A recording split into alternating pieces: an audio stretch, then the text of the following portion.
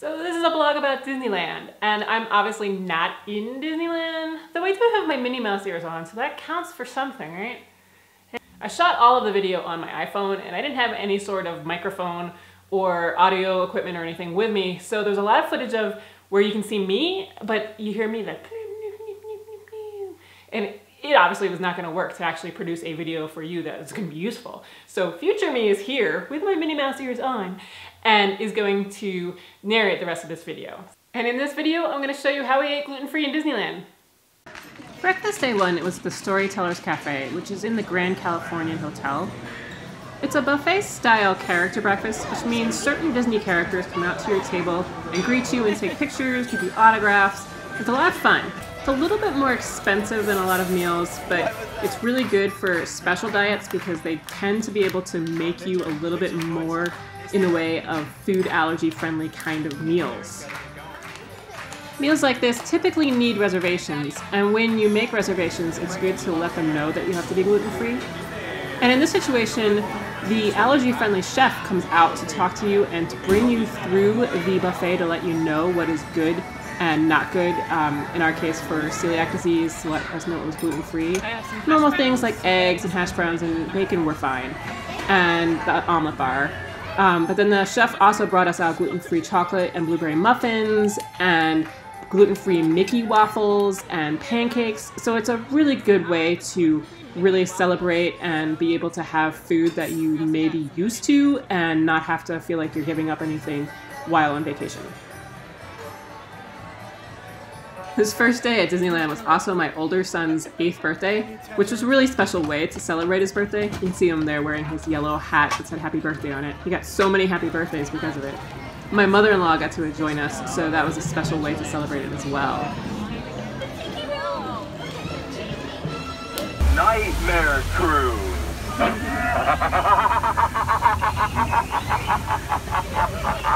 For me, please.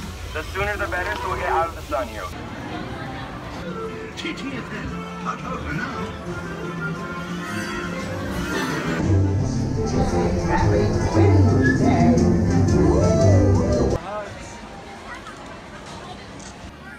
Pirates of the Caribbean. This is my favorite ride, and I usually drag my family here at least once, if not twice a day, or more. But I just love this ride. I don't know why, but it's just so fun. And for lunch, we actually ate in the Blue Bayou restaurant, which is in the Pirates of the Caribbean ride. It is really hard to get reservations here, but it does offer a lot of gluten-free options. And when you sit down, they give you an allergy menu that has the options available to you. We were all able to find something, and the gluten-free rolls here were amazing. If you want to see the menus and anything else that we ate, go to the blog post that I linked to below this video. It's not every day that Captain Jack Sparrow commandeers your raft over to Tom Sawyer's Island either, so that was pretty cool. That's my first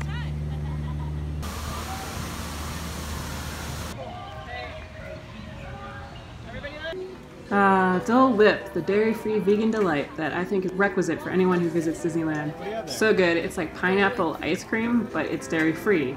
And it's just one of those really, really refreshing things on a hot day. You can find it right outside of the Tiki Room. It does have a long line though.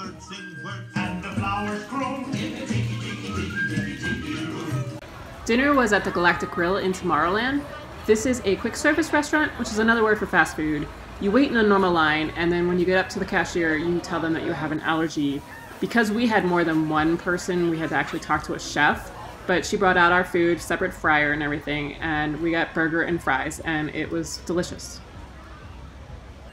We also went to Disneyland at Halloween time, so they have the parks all decorated. It's really cool. Day 2, we went to California Adventure. For those of you not familiar with California Adventure, it's Disneyland's second park, and it's just kind of right across the plaza from Disneyland. And it's their like Hollywood Studios kind of version where it's like a movie set, and it's also got Cars Land and just a bunch of other like California kind of themed rides and just things. Dad, show them that. Where are we going today, guys? Disney California Adventure. Breakfast this morning was at Ariel's Grotto, which is yet another character breakfast but this one is with Disney princesses like Ariel and Cinderella, who's my favorite, and a bunch of other ones. And this one's a little bit different in that they actually brought us out an allergy menu, and we were able to order straight off the menu. We didn't have to talk to a chef or anything like that. And I got gluten-free waffles, which actually was the prettiest presentation of any meal that we got at the entire trip. It took a little bit longer to get our food than everybody else, but it wasn't that noticeable, and it wasn't anything that caused a problem.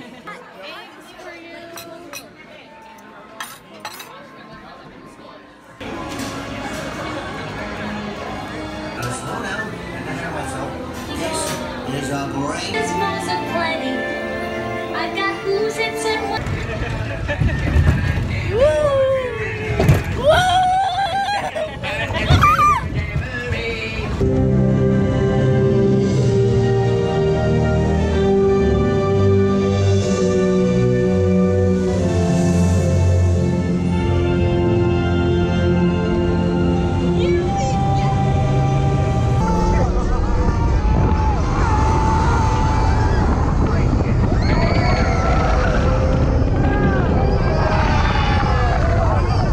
We ate lunch at Award Wieners, which is a hot dog stand, and there we were just able to get an allergy menu from a host that was standing outside, and we went straight up to the window and ordered, and it wasn't a problem.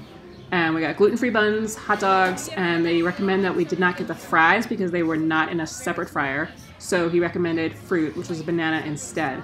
The buns were a little dry, but it was a decent meal.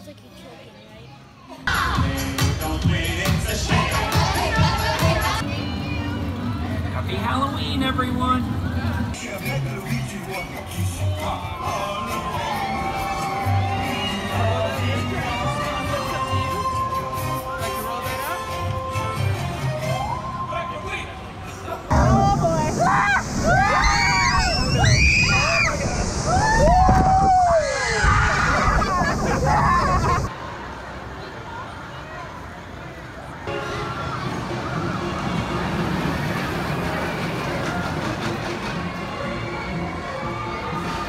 For dinner, we went to Cocina Cucamonga, which is a Mexican quick service place, and they had an allergy menu for us at the cashier, and they were out of a lot of things at 8 p.m., but I got beef tacos, and it was a good meal. Day 3, we went back to Disneyland. We did run over to California Adventure for lunch though, so watch out for that.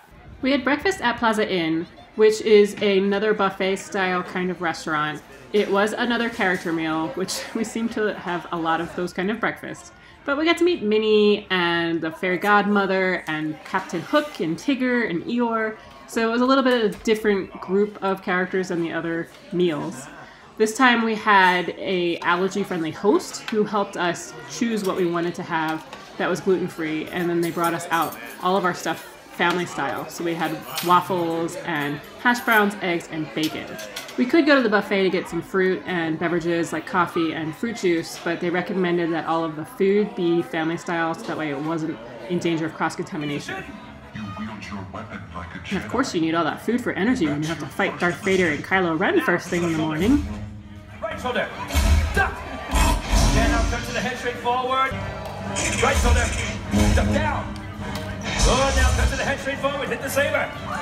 We definitely got our share of burgers and fries on this trip. This time it was at Smoke Jumper's Grill over in California Adventure, and it was another quick service where you get an allergy menu from the cashier and order straight from her. No, burgers and fries are not the healthiest option, but they were easy and safe, and it was just a great option when all we wanted to do was just get on rides. Of course, no trip to Disneyland around Halloween time is complete without going to the Haunted Mansion, which is really cool because they have it all set up in the Nightmare Before Christmas theme. It's a lot different than the normal ride, and it's just a lot of fun. We went on the ride several times and just enjoyed it every time.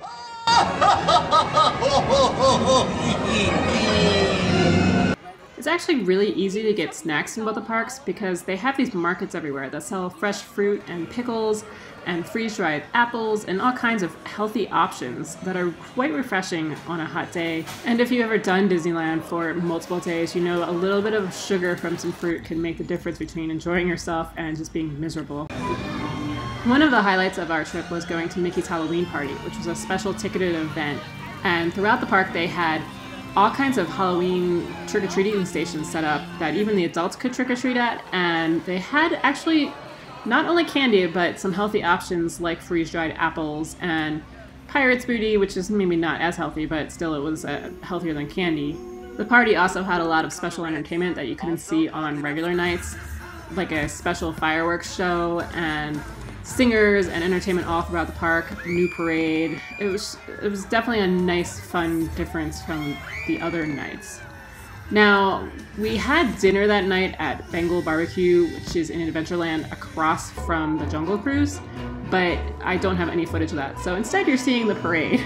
But I'll tell you, that had skewers, like beef and chicken skewers, that weren't necessarily gluten-friendly. You could get the skewers without sauce or spices, and then they were considered to be gluten-friendly, but they were very small and did not provide a lot of sustenance. There was a long line, and that could have also been just because it was Mickey's Halloween party, and a lot of restaurants had been closed to be used as trick-or-treating stations.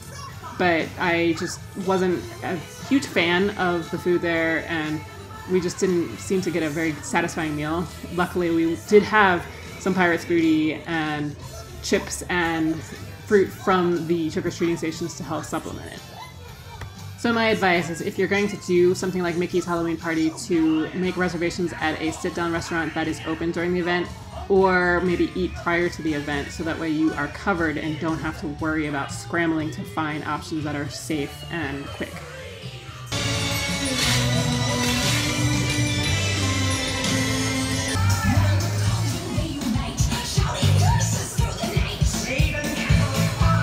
Day 4 was another day at Disneyland. We were getting really tired by this point, but it was still fun. Back to Storytellers Cafe in the Grand Californian, we went for breakfast, and again, character meal. This time I got an omelet with everything, some gluten-free Mickey waffles, and bacon.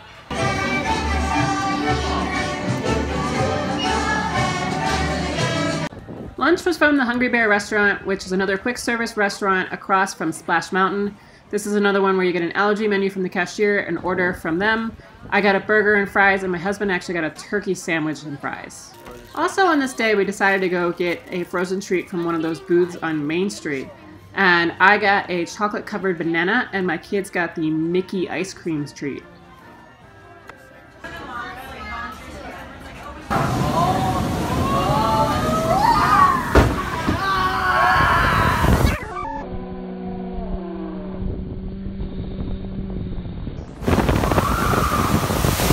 Our last dinner was at Rancho del Zocalo restaurant, and it was amazing. This is another quick service restaurant, but it's a little bit different that it's a cafeteria style.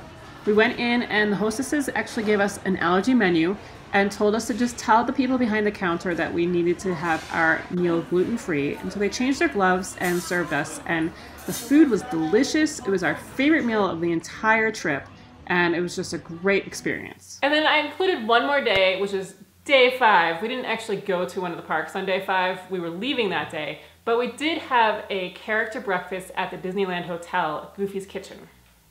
This was not our most favorite meal. I don't know what it was, it just felt kind of chaotic in there. And when we sat down at our table, the allergy chef came out, and it seemed like he didn't want to be bothered with us. He just kind of orally told us everything that we could eat in the buffet, and told us that he would bring us out either gluten-free waffles or pancakes, and we opted for the waffles. But I don't know, it just didn't feel as welcoming as the other meals, and the waffles weren't our favorite of the trip. But it was a great trip no matter what, even if our last meal wasn't the most exciting, and we had a wonderful, wonderful trip, and gluten-free options are just incredible at Disneyland.